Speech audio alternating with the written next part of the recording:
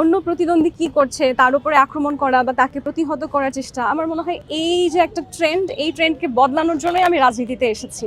এবং যারা আমাকে এখানে হুমকি দিয়ে দমিয়ে দেওয়ার চেষ্টা করবে, আমি বিশ্বাস করি এতদিনে আমার জনগণের মধ্যে সেই আস্থার জায়গা তৈরি হয়েছে যে তারা আমাকে প্রোটেক্ট করবে ইনশাআল্লাহ।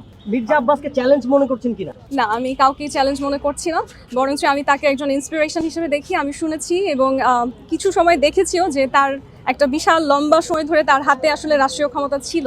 তো সেই জায়গায় তার কি কি ভুল ছিল, তার কি কি ভালো ছিল, কি লিমিটেশনের কারণে উনি আসলে বাংলাদেশের চিত্র পাল্টাতে পারেননি, সেখান থেকে শিক্ষা নিয়ে আমি চেষ্টা করব আমার সময়ে যেন আমি সেই ভুলগুলো অ্যাভয়েড করতে পারি এবং যেই জায়গায় আমি তার কমতি দেখবো সেই জায়গাটা আমি এক্সট্রা এফোর্ট দিতে পারি। আমি কোনোভাবেই তাকে চ্যালেঞ্জ হিসেবে দেখি না, আমি তাকে ইন্সপিরেশন হিসেবে দেখি। নির্বাচনী প্রচারণায় ভিন্নতা আনার সবাই চেষ্টা করে সবসময়, আমরাও চেষ্টা করব। তবে আমার মেইন উদ্দেশ্য হচ্ছে কি, দেখেন, এটা একটা পারফরমেন্স আর্ট না। পারফরমেন্স আর্ট তো বোঝেন যে আমি সৌন্দর্যের জন্য একটা কাজ করলাম কিংবা হচ্ছে একটা সুন্দর স্ট্র্যাটেজিতে আগালাম, কিন্তু আমার কাজটা হচ্ছে একটা দায়িত্ব গ্রহণ করার চেষ্টা।